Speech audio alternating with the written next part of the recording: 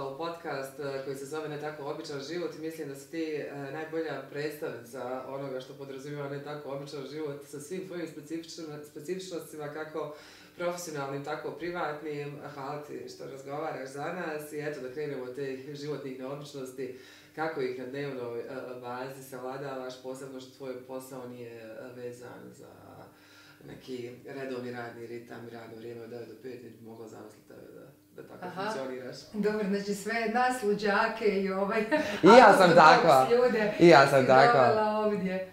Pa ja sam čak radila jedno vrijeme od 9 to 5. Imala sam ja 3 godine radnog staža, bome, moram reći. Televizijski je bio takav ili ne? Ne. Nego radila sam kao casting menadžer u jednoj produkcijskoj kući. O, to sigurno prije 100 godina. Prije 100 godina, prije 20 i više godina.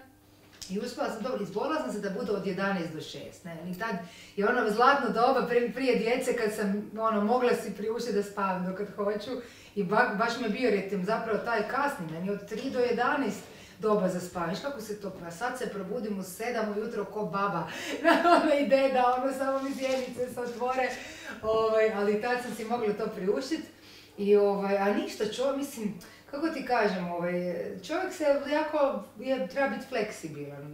Da mene sad život bacio da radim neki 9 to 5 posao, ja bi tu pronašla neke stvari koje su mi cool. Znači, ja sam jako ljubomorna. Većinom ljudi koji rade 9 do 5, oni u 5 odu s posla, puste telefon, posvete se djeci, kuhaju neku večericu, druže se s mužem, tako da bar u moje naivnoj glavi izgleda. Tako da ima to svojih prednosti. Ja nestajem nikad.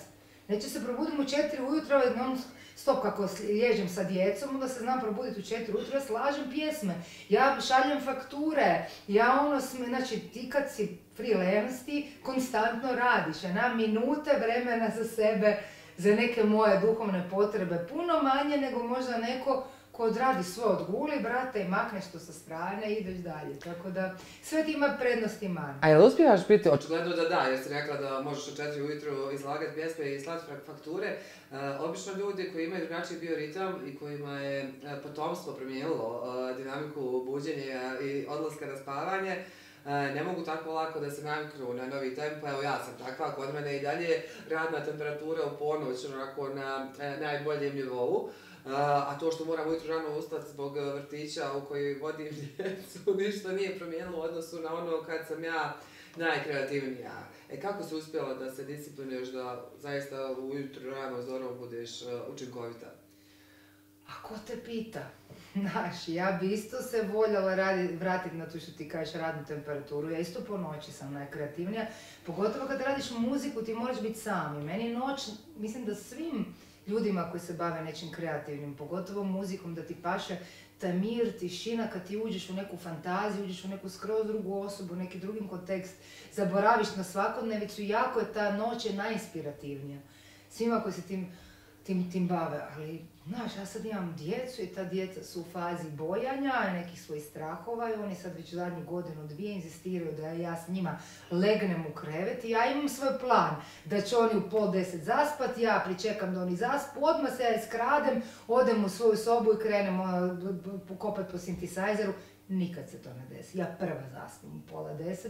Ja se tako ko budala probudim negdje u 3 ujutro i glavinjam, niti mogu svirat, niti mogu biti glasna, niti ne znam šta ću da ne probudim kuću. Onda tako čučim u tom krevetu pored njih i scrollam na telefonu, pišem fakture, da ljudi mi znaš da mi svi mi govore kad ti ženo spavaš u 3:30, eto ti nje, dragi računovođa, da li da stavim uslugu, znači stvarno koristim svaki trenutak, znači više, to je sad već krpanje, život ti se sastoji u malim slotovima između tuđih potreba. I to je tako kad su djeca mala i ruku na srce, to je većinom ženama tako, majka jedna priča, otac je on puno nekako, kako bi rekao, ima veću distancu prema tomu. Oni kaže, evo tu vi spavajte, a sad, evo ja ću malo biti s vama, onda tate ide i stvarno napravi tu granicu. A nekako ne mogu i na koncu se sve te priče o majkama profesionalkama i ti želiš pričati samo o poslu, ali toliko ti je važan taj dio majčinstva i da se ti na koncu ipak vratiš na priču o djeci, kako god da okrene. Ali ona u tvom slučaju jako inspirativna za druge. Ja sam ti rekla prije zvančanog razgovora kako sam imala jednu lošu fazu u životu, kad mi je kompenzacija za manjak sadržaja u mom životu i za jednu priličnu izolovanost bila praćenje sadržaja na Instagramu. i kako žene poput tebe mogu zaista biti inspiracija, ne u smislu, ne mogu ja sad pjevati jer nemam sluha, ali mogu ali mogu sebi reći, vidiš kako se život može i uz djecu i uz brojne obaveze organizovati tako da ne podrazumijeva jednu izolovanost i to kako ti premoštavaš najmanje između dva grada sa dva dječaka koja su u vrlo zahtjevnom dobu je meni fascinantno. Evo, jasno je da je utjecalo na raspored ljeganja i buđenja i pretpostavljam na gomilu drugih stvari, ali jesi li imala neku strategiju kao to ću sad pomiriti na ovaj način, a pogotovo što je teško praviti strategiju u tom freelancerskom poslu? Kako si uspjela da jednostavno stižeš i putovati sa cijelom porodicom, da stižeš nešto otići sama?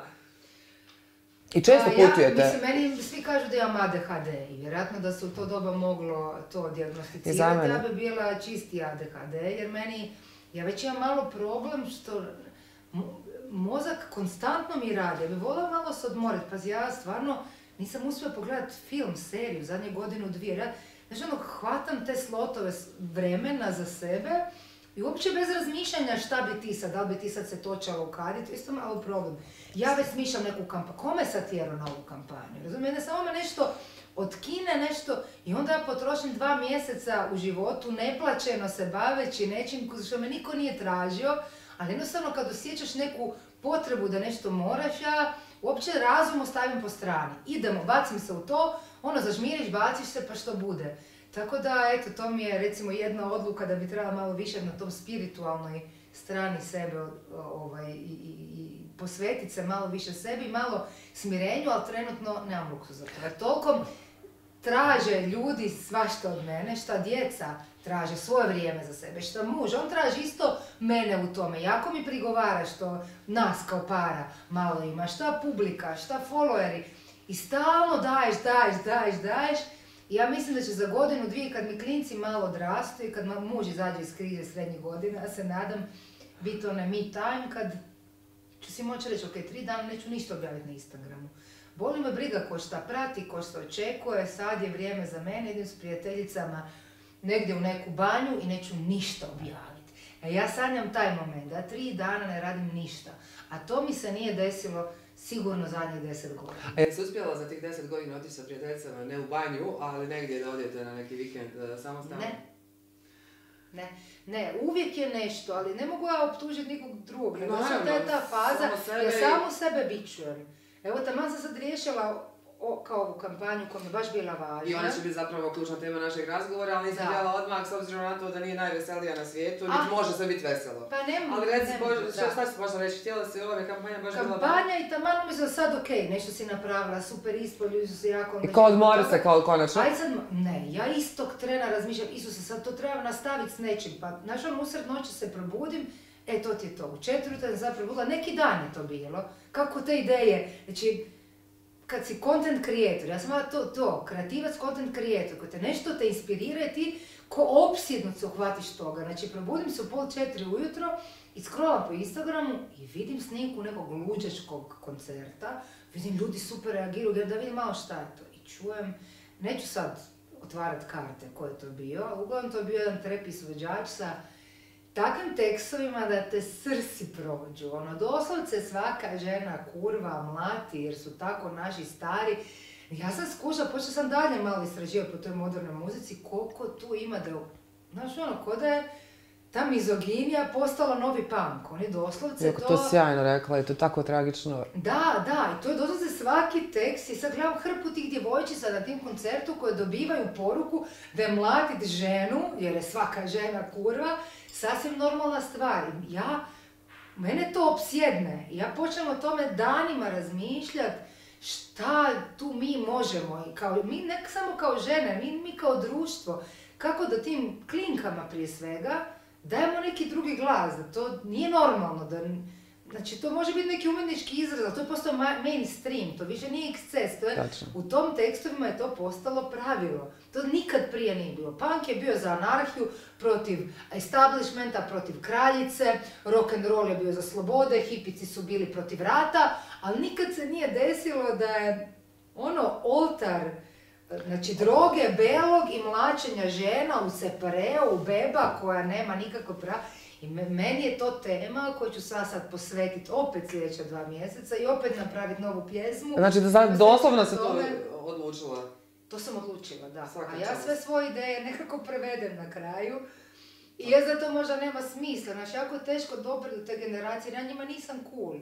Ja sam već stara generacija, ali znaš. nema limita kod nasilnika, tako da ih ima jako mnogo generacije do koje dopireš i zato je važno da radiš stvari kakav je štit.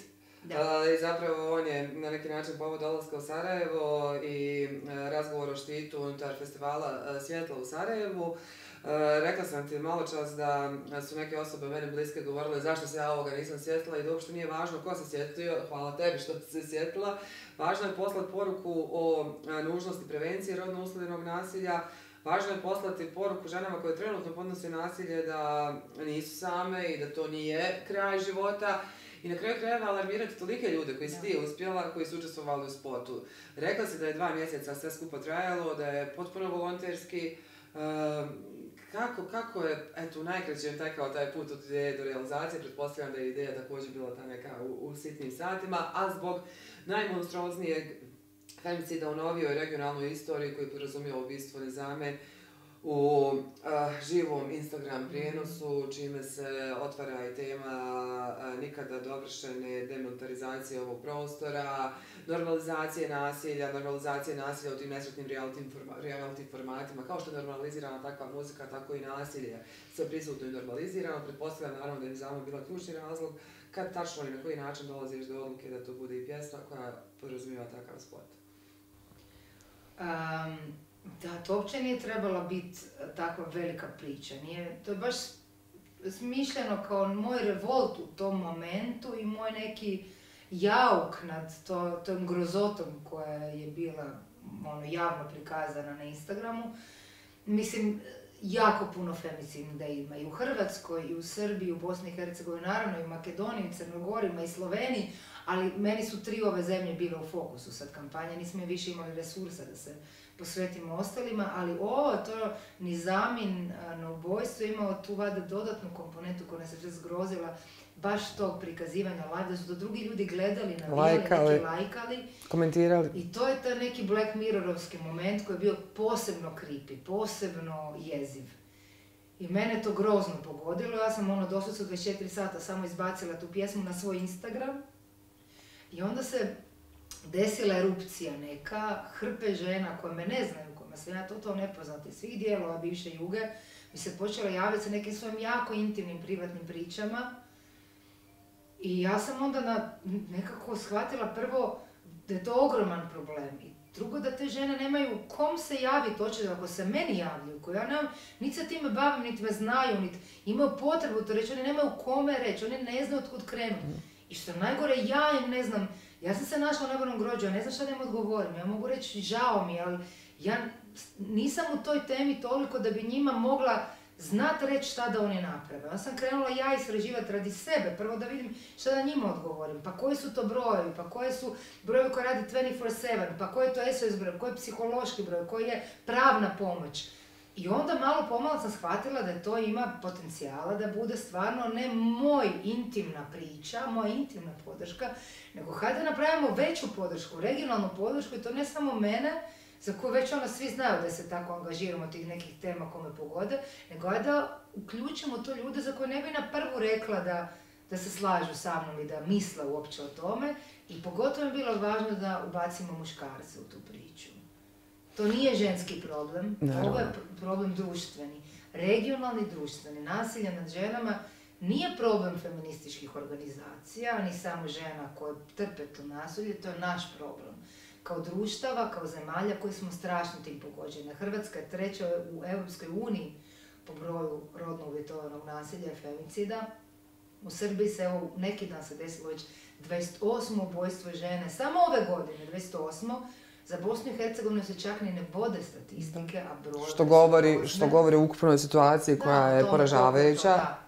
Tako da sam shvatila da ajmo pokušati napraviti s tog neku veću priču i angažirati neke slavne osobe koje ljudima imponiraju. Svak imponira nekome. Ja imam taj svoj krug. Ajde, Da nađemo neke koji ima neki skroz drugi krug, pa kad se ti krugovi pospoje, i koji su međusobno toliko opozitni poput recimo Miljenka Jergovića i Seke Aleksića. A svako ima svoj društveni kapital, samo različitu publiku i različitu žanru na kraju krajeva. I mi smo se obratili ljudima koji smo mislili da bi mogli imati senzibilitet za to, da bi mogli osjećati tu temu, a koji nisu nužno na tu temu ikada nastupali i što rekli. I iskombinirali smo skroz ravnopravno i aktiviste i aktivistice i pjevače i pjevačice i sportaše i glumce i književnike i književnice. Nikom nismo dali veći prostor ni manje, nego svi su tamo doslovce po sekundu, da se svi pojave i svi u toj sekundi daju podršku ideji koja je jako važna i ja se nadam da će se početi o tome više pričati. Ovako generalno, ne tih istih 3 udruge na Balkanu, nego svi mi zajedno. I dati nedvosmislenu poruku svakoj ženi da ona nije kriva. Šta god da ona radi, ona nije kriva. Kako se ona obukla, kog je ona pogledala, šta je ona njemu rekla, nije nijedna žena kriva za nasilje. Eto. Naravno, nije ni muškarac, postoje muškarci koji su žrtve nasilja. Ovo je priča ne rat žena protiv muškaraca, nego rat društva protiv nasilja. Apsolutno. S obzirom da su žene tu ogromna, 99% žrtve. I da se samo femicid, jer se tako i zove, dešava nad ženama. Tako je, mi smo krenuli od toga, ali naravno da isto uvažavamo tako činjenicu. Pozivamo i muškarce koji su žrtve nasilja, fizičkog, psihičkog, da isto tako se ne libe pričati o tome, da zovu brojeve, da traže psihičku pomoć, jer nasilje nema spol i nasilje nije za ograničenu skupinu ljudi. Nasilje se može desiti bilo kome, muškarcima i ženama i bogatima i obrazovanima i siromašnima i kakvima god. To je pitanje samo nekog konteksta nesretnog u kojem se nađeš u trenutku. Ja sam nedavno navodila taj primjer, moj rođak, vi to kažete bratić, i ja smo u nekim razgovorima došli do toga da jedan čovjek iz naše porodice, koji više nije među živima i koji tako podrazumijevao glavu porodice, zapravo bio zlostavljač, psihički, nadamo se samo na tom nivou. I da je moj djed, koji je umro u demenciji, do posljednjeg dana svog života se samo sjećao njega, tog zlostavljača. On je zaboravio i mene i nije prepoznavao ko su moje djeca, što je potvrda da i tijelo i pa čak i dementni, duže pamti trebamo nego ljubav. I eto, to bi trebalo biti nekako opomena svima da reaguju. Druga osoba, prva je Aida Jokanovića, mislim, koja se pojavljuje u spotu, druga koja se pojavljuje je Milena Radulović. Milena Radulović koja je u 2023. godini, koju polako isprećamo, duže od 9 sati stajala kao svjedokinja u procesu sudskom protiv čovjeka protiv kog je podignuta optužnica za seksualno nasilje. Ona je svjedočila duže od 9 sati koji su podrazumijevali stajanje u ta 3 ročišta. Bila je 3 godine izložena javnom linču zbog onoga što se odvažila da bi zaštitila druge žene, između ostalog, javno reći. Koliko nas zapravo sve snaga takvih žena obavezuje? Nemamo svi kapacitete da radimo stvari poput tebe. Jer opet se vraćamo na ne znamo pjevati, da to pojednostavimo tako, ali to naravno nije samo pjevanje. Ali, znaš, koliko po tebi smo dužne reagovati kada neko je u stanju izložiti i založiti sam svoj društveni kredibilitet da bi pravdu stavio pod svjetlo, a istovremeno kroz cijeli taj proces prolazi kroz strašnu retraumatizaciju. Poput mene. Pa našta, pored tog stvarno njenog slučaja, ovo što ja radim je mala beba. Znaš, ovo što ja radim je jedna podrška osobe koja nije prošla nikad nešto ni slično, ne mogu se ni zamisliti nešto tako da to što ja radim pjesmu i što zovem eto tako ljude na telefonu, moljakam da se dođu snimit, je 0,001% onoga što je žrtvovala Milena sa svojim istupom. I zato mislim da svi mi i žene prvenstveno, ali i muškarci koji su dovoljno senzibilizirani da osjete šta to znači za sve nas, joj trebamo biti do groba zahvalni. Ona mi je bila prva osoba koju sam znala da mi se mora pojaviti u spotu i toliko mi je drago što je našla vremena, jer ona je turbo uspješna i zaposlena glumica sad i vani. Na svu sreću da je uspjela prebroditi na neki način, barem, mislim, to je strašan proces koji ona sad proživljava i ona će se, naravno, do kraja života će nositi biljege pogotovo je radi toga što, ali to stvarno, ja mislim da je ona toliko napravila za žene koje su u problemu, toliko im dala vjetar u leđa, toliko sebe žrtvovala da bi one pronašle snagu da se suoče sa tom svojom traumom i sa zlostavljačima, da doslovce bi ja odmah trg nazvala neki u Beogradu njenim imenom. I mislim da će se to jednog dana svakako mora desiti. Ne samo radi njenih glumačkih postignuća, nego radi toga što je za nas sve učinjeno. Ja to isto mislim i kada sam pisala prvi tekst o tome i kad je Milena izašla u javnost, bosansko-hercegovačka televizijska rediteljica i feministica Neira Latić-Šulcić je otprilike u izjavi za taj moj tekst rekla da je pokrenuta revolucija kojom je Milena dala ime ili glas ili kako već. I zaista, mislim da su na svu sreću ti procesi koji su sada pokrenuti nezaustavljivi. Koliko god živjeli u jednom retrogradnom društvu gdje u Hrvatskoj, koja recimo iz beogradske i sarajevske perspektive Zagreb djeluje kao metropola, a onda u tom istom Zagrebu imamo na trgu Bana Jelačića muškarce koji mole za to da budu muškarci. Ako sam ja to zapravo da budu muškarci, ako sam to dobro shvatila, i užasno je što nas na dnevnom nivou stvarnost podsjeća na to koliko smo dužni da reagujemo. Kako u toj svojoj dinamici i društvenoj odgovornosti, kako doživljavaš ljude koje ništa ne dotiče zbog njihovih privilegija, koji nisu svjesni tih privilegija i kao sad razmišljaju o tome gdje će slaviti Novu godinu, a ne kako reagirati na tekstove novokomponovane muzike, ne mislim na folk, već na ovu najnovokomponovaniju koji su duboko mizogeni. Je li malo zavidiš? Dobro da ih zavidiš, možda bi tako poravnila, ali znaš, kao stvarno, nije ti problem što možeš toliko dobro spavati da te ništa ne boli na ovom svijetu. Kako ih doživljavaš? Pa ne znam šta bi ti rekla, ne razmišljam o njima. Mislim, nek svak sebi pokuša naći sreću, ako je nekom sreća samo da živi u svom dupetu, sretno mu bilo, ali meni je to apsolutno nezamislivo. Znaš, nezamislive su meni brojne druge stvari, samo idem okolo i čudim se, vidim strašan materializam, narcisoidni i egomani, svuda ljudi koji trpaju tu lovu, kradu, bezočno. Onako se mislim, pa gdje je njima sreća? Ja sam stvarno kroz svoj posao družila sa ekstremno bogatim ljudima, vodila sam razne te i konferencije i otvaranja hotela. To je sve strašno slični životi. Znači, to ne možeš pojesti 2 ručka, ne možeš ni u 2 kreveta spavati. U 2 kreveta, ne možeš voziti 2 Ferrarija istodobno. Znaš, to su tako male razlike, to su nijanse u kvaliteti života. Jedino što tebe može učiniti sretnim je da ideš okolo i vidiš oko sebe nasmijane, zdrave, ispunjene ljude. Pa jedino to je olakšanje životno. Ne znam kako možeš ići okolo, znaš sad ja sam sit i boli me briga za ove jadne gladne oko sebe, uopće to mene obedaje, što se kaže, što su oni glođu fasadu da bi preživjeli. Ja ne znam, to je valjda neki poseban čip koji je izvađen rođenjem koji meni graniči sa psihopatijom. Ne znam kako bi to drugačije opisala. Mislim, ne moramo svi biti aktivisti, niti moramo svi sad ići na proteste svaki vikend. Ko osjeća, ko ne.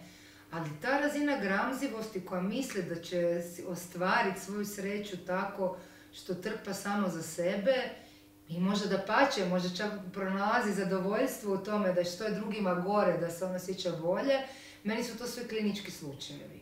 Ja bi to sve slala na liječenje, jer tim ljudima nešto fali i ja ne vjerujem da je to sretan život.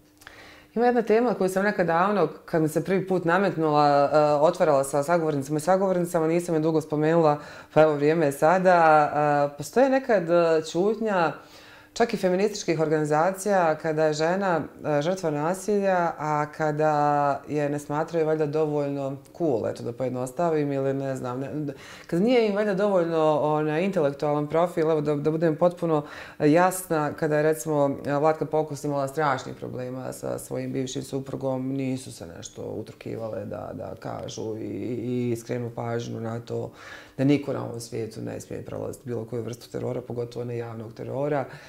Pa onda recimo u skorije vrijeme Nikolina Pišek je imala strašan problem sa istupima njenog svekra, oca, njenog pokojnog supruga. Nekako ta tortura žena koje su uspješne, ali koje valjda su nekako previše žene i previše atraktivne, pa ne znam, valjda ono kao nek pate. Mislim, ovo sad pojednostavljujem. Jesi ti prepoznala taj problem da ima neka vrsta diskriminacije u prilikom podrške? Medijska mizoginija ne samo medijska, i jasna. Pa ne, i društvena. Nije samo stvarno zlostavljanje, nego kako i mediji, pa onda tako i društvo tretira, pogotovo lijepe, uspješne žene, je skandalozno. Tako da mene to ne čudi, jer mi smo navikli mrzit žene koje su u medijima, koje se pojavljaju, pogotovo ako su lijepe. O tom ja govorim, a onda kad su žrtve nasilja da ne reaguju udruge, na to mislim. Nataša Bekvalac također, Nikolina Pišek, Vlatka Pokosveć, Severina kako je torturu prijavila. Ona je, mislim, meni i Severina, to što je ona proživjela, to je jezivo, da, to je jezivo, ta razina zlostavljanja, ali kako da ti kažem, jako puno treba raditi s ljudima na empatiji. Znači, ta empatija je nešto što treba postati stvarno predmet u osnovnoj školi. Tačno. Znači, kao što imaju Skandinavci, kao što imaju Danci u školama, znači briga me za svaki turski rat, da znaš godinu, boli me John, daj mi 2 sata tjedno empatije u školi. To je da doslovce ti naučiš dijete da se iz svojih cipela samo premjesti u neke druge. To je najvažnija kvaliteta, ne samo za održanje društva, nego za njegovu vlastitu sreću. Da u komunikaciji je to je nemjerljivo vrijedno, samo da se zamisli u tuđoj poziciji. Bilo zlostavljane žene, bilo nekog s kim je se posvadio u školi, bilo s nekim političkim suparnikom, da ti vidiš stvari iz druge perspektive. To je strašno važno, a mi to na Balkanu nemamo. Ja mislim da mi to namjerno, perfidno, sustavno su te stvari zanemarene, obesmišljene, da jednostavno cijeli školski sistem je temeljen na biflanju činjenica bez ikakvog kritičkog razmišljanja, bez ikakvog tog odgojnog procesa i ciljivačkog, tog empatije, kolektivnog građanja, kolektivnog duha, aktivizma, volonterizma. Toga, nažalost, na Balkanu nema. I ja sam prva za to da u svim tim primjerima, i ne samo ove koje si ti navela, se moramo mi odgajati kao narodi da smo si štit. To je to, da si pružimo podršku kako god je bilo kod nas, bilo da je to neka javna preljepa žena koja je u problemu ili susjed kojem je procurio krov pa ti nećeš dati pare jer si ti u podrumu i boli te briga, ne razmišljajući o tome da će doći voda i do tebe, da će ti doći miševi, moramo se čuvati. I onda će i vlast slijediti to što mi hoćemo. Ne možemo očekivati da će doći magična ruka s neba i počtelati nam društvo savršeno. Ne, mi moramo raditi na sebi. Svako od nas u svom dvorištu, ne pojačava televiziju kad čujemo da susjed bije ženu preko puta, ne pravi se ludi kad susjedu prokišnjava, nama isto pred zgradom, rupa na cesti, svađaju se ko će popariti. Ove kažete to treba grad, ove privatna garaža, šta ću. Znači, doslovce, na koncu moj muž došao, izlio beton i izasfaltirao. Znači, ne možemo tako živjeti. Znači, jednostavno moramo svak svoje smeće pokupiti, ne samo svoje smeće, nego od susjede koje se teško sagnuti. Dok mi ne krenemo tako razmišljati, pomagati si međusobno i uči svoju djecu da rade stvari besplatno, da doslovce jednom barem u par mjeseci naprave nešto besplatno za kolektiv, za susjede, za nešto što nemaju direktnu povrat, nigdje neće oni dobiti konkretno za to, niti lovu, niti svjetsku slavu, ali to radiš radi sebe jer je to važno, jer će se to tebi vratiti karmički, more će kad tako. Tako da eto, to je ta priča. Mi jednostavno smo odgajani u hejtu i ja bih volila da svi ti hejteri jednom dobiju svoj jedan dan, neke hejterske festivale, da se oni malo pokažu ko će koga više pljunut, da mi to odradimo i da ostatak vremena se podržimo. Kad god bilo kome treba, malo im je jedan dan. Ti ne pričaš ovo deklarativno pred kamerama, znam, prateći tvoje profile na društvenim mrežama, da često učestvuješ sa svojim sinovima na različitim akcijama i da otprilike putem takvih aktivnosti oni uče da neke stvari treba uraditi, a koje nemaju neku kako bih rekla, opipljivu naknadu, ali ako ništa drugo na tom karmičkom nivou će se itekako vratiti, s obzirom na to da nam još predstoji put do empatije kao školskog predmeta, na roditeljima je da neke procese završe mimo formalnog obrazovanja. Kako sa svojim sinom razgovaraš na temu uvažavanja žena, prevencije nasilja, postavljaju li neka pitanja, kako te teme porodično zaokružujete? Znaš, oni su još nekak jako mali, oni su tako onakom bablu da... Njima je dobro, oni su narasi, Zagreb, Beograd. Da, znaš, ne mogu sad baš pričat s njima. Dobro, pitali su oni meni za kampanju, u čem je to, ali to njima je jako apstraktno, da neko tuče žene. Znači, hvala Bogu da im je to apstraktno. Ma da, znaš, i meni, nismo mi sad neka, znaš, smo mi zla na Boga pali pa da se nama ne dešavaju. Isto tako je mene nazvala učiteljica da moj Roko lupio curicu u školi. Znači nije, znaš, da sad smo mi bezgrešna familija. A dobro, to je predpubertetsko ponašanje. Nema veze, ali ono što se meni strašno dopalo je da je ona mene nazvala. Naravno. Da sam ja odmah nazvala roditelje od te curice, da se odmah uključio psiholog, da su odmah pokrenute radionice protiv nasilja, da odmah anti-bullying programi su krenuli na svim nivoima i to je nešto, to je škola kako ja hoću. Ne škola koja će pod svaku cijenu štititi moje dijete ili moje dijete, nego škola koja će rješavati problem. Jer ima onda ono... Znaš, on ne kuži da je curica, da je to slabi spoj. Oni su njemu svi isti. Znači, to je 3., 4. razred, oni se svi maklju. Nema toga. I šta je rekao nakon cijelog tog iskustva i radionica i psihologa? Je li imao neki odgovor? Pa treba tu još posla, znaš. Nije to još savršeno jasno. Znaš, to isto su... Kad su mali, treba im dosta vremena da im sjedne i da to je nenasilje, njima je to ništa, bacit nekog, bacit će tebe i naravno, pogotovo među dečkićima, ja sam čak i čitala da je to makar među dečka to odmjeravanje snaga, ne treba kod toga sad raditi neku veliku priču, mislim, mala su to djeca, ali to da ti od početka trebaš ipak napraviti neku distancu prema guranju curica, tu se ipak moraju podvući neka crta, tako da, evo, dobar primjer, jako. Znaš, iako imam 2 dečkića, znaš, ja mislim da je ključ u nama, kako mi odgajamo našu djecu da jednog dana se oni ne osjećaju ugroženi od tih žena, to je poanta. Poanta da ti odgajaš muškarce koji su u kontaktu sa sobom i sa svojim emocijama, koji se ne boji svojih emocija, koji ih znaju verbalizirati. Meni je divno što moje dijete, evo neki dan, kako sam isto u 100 svojih stvari i ne stignu mu se posvetiti, koji se rasplače i kaže, ali mama, prvo hoće da mi čita lektiru. Šta mi treba čitati lektiru, brate, sam si čita lektiru. I on se rasplače i kaže, mama, ali ja sam htio da se ti malo koncentriraš na mene. Tim riječima mi je rekao. I to je to. Naravno sam da raspilavila da mi čita lektiru. I ja sam njemu na koncu čitala lektiru do ponoći. Ali ti hoću reći, želim takve dečke koji su dovoljno u kontaktu sa sobom i sa mnom da znaju jako dobro verbalizirati to što osjećaju, ne srame se svoje tuge, ne srame se svojih suza i ne osjećaju onaj pritisak, ja sam dečko, a ne smijem plakat, nego ja svaku tugu, svaki strah odmah transferiram u bijes, što je jako često na Balkanu. Mislim da puno problema dolazi iz toga što općenito ljudi ne znaju prepoznati svoju emociju, obuzeti svoju emociju i shvatiti zbog čega je nastala, znaš, nego sve kanaliziraju, sve što ih prepadne kanaliziraju u bijes i misle da se sa nekakvim konfliktom i sa nekakvim, sad će on zagalamit. Da je to štit, a zapravo je štit ono što ti poručuješ. Ne, ja mislim to je moja škola mišljenja. Škola mišljenja. Sada moja nije popularna u ovim krajevima, ali ja ću definitivno se potruditi da svi ljudi oko mene i moja djeca pogotovo da na tim nekim načelima i komuniciramo i razgovaramo i pokušavamo sve probleme riješiti razgovorom i za mene nenasilje je jedina opcija.